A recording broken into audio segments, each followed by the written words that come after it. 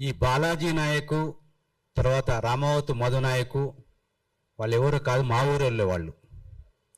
మాది నల్లగొండ జిల్లా పెద్ద అడిసెర్లపల్లి మండలం మల్లాపురం ఒత్తిపట్ల పలుగుతండాకు చెందిన వీళ్ళు బాలాజీ నాయకు స్టార్టింగ్లో ఐస్ క్రీమ్ పార్లర్ పెట్టిండు నల్గొండ దగ్గర. వాళ్ళ ఫాదర్ వచ్చేసి ఆటో డ్రైవర్ ఉండే, ప్యాగ్ ఆటో డ్రైవర్ నడిపేది ఒత్తిపట్ల నుంచి మల్లెపల్లి వరకు.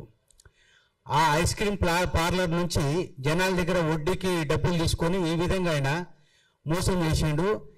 6 నెలల క్రితం ఇది అంగామంగామా జరిగింది నల్గొండ జిల్లాలో. నల్గొండ పోలీసులు బాలాజీ నాయక్ని అరెస్ట్ చేసిండ్రు, ఈ రామావత్ మధు నాయక్ని కూడా అరెస్ట్ చేసిండ్రు. అది ఇప్పుడు ప్రస్తుతం సిబిసిఐడికి అప్పచెప్పారు ఆ కేసుని. అయితే ఒక్కటే అర్థం కాని పరిస్థితి ఏంటంటే, మిత్రులు జర్నలిస్ట్ మిత్రులు ఎప్పుడైనా కూడా ఒక ఫిర్యాదు మనకు వచ్చినప్పుడు అందులో వాస్తవం ఎంత అని తెలుసుకోవాలి. కానీ కొంతమంది మిత్రులు దాన్ని ఒకవైపు మాత్రమే చూపించారు కానీ ఇంకోవైపు చూపించలేదు. మంగళ మీద ఆరోపణ వచ్చిందని ఆరోపణని దాన్ని బాగా ట్రోల్ చేసిండు. కానీ అసలు మంగళ పాత్ర ఎంత ఉందనేది ఎవ్వరు కూడా గుర్తుపట్టలేదు, తెలుసుకోలేదు.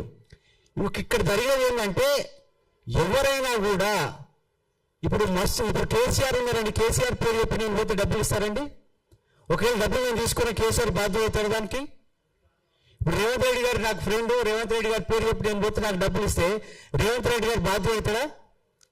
ఇప్పుడు వాళ్ళు మంగళి ఒక పేరున్న వ్యక్తి, సెలబ్రిటీ. ఇప్పుడు ఆ తోటి చాలా మంది పోటీ ఫోటోలు చూస్తారు. ఆ ఫోటోలు చూపించేంత మాత్రం డబ్బులు ఇచ్చి మంగళిని బాధ్యత చేస్తే ఎట్లయితుంది? ఇది తప్పు. సుబ్బు గారు అడ్వకేట్ గారు చేసింది అది. దయచేసి ఒక జర్నలిస్టుగా ఇప్పుడు రవి గారు కానీ రోషన్ గారికి వివరాలు కూడా ఆయన మాటలు కూడా విన్నాను నేను.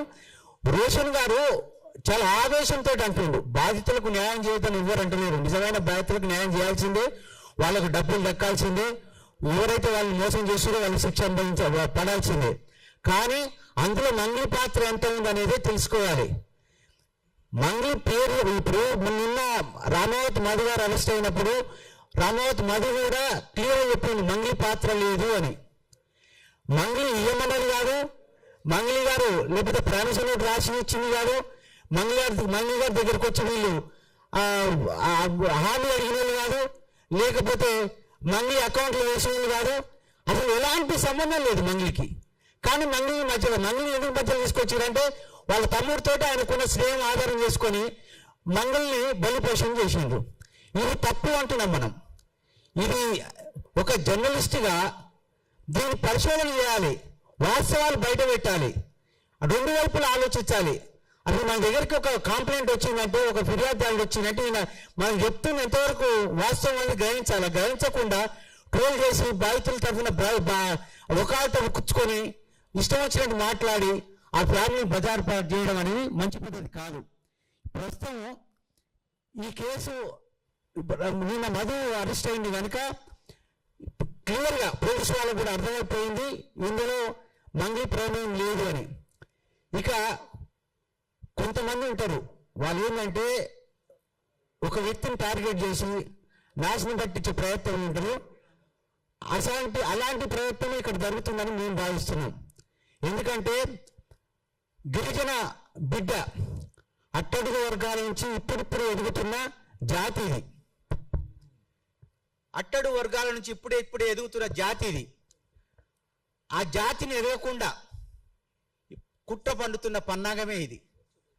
దాన్ని కొంతమందిని పెట్టేసి ఈ మంగళిని ఎట్టి పరిస్థితుల్లో తప్పించాలి, ఎదుగుతున్న వృక్షాన్ని కొట్టేయాలన్నట్టుగా ఎదుగుతున్న మంగళిని కూడా అట్టడుగు సాగి గుంజుకురావాలనే ప్రయత్నమే తప్ప ఇంకోటి కాదు ఇది.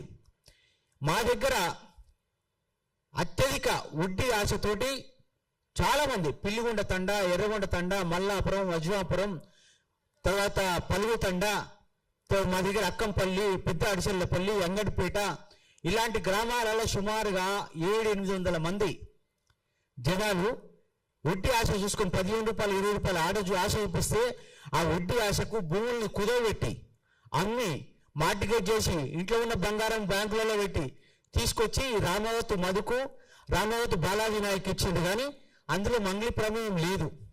వాస్తవానికి మంగళి ప్రమేయం నిన్నమని వస్తుంది. మంగళి ప్రమేయం అసలు లేదు, మంగళి ఎవరో కూడా తెలియదు మా వాళ్ళకు.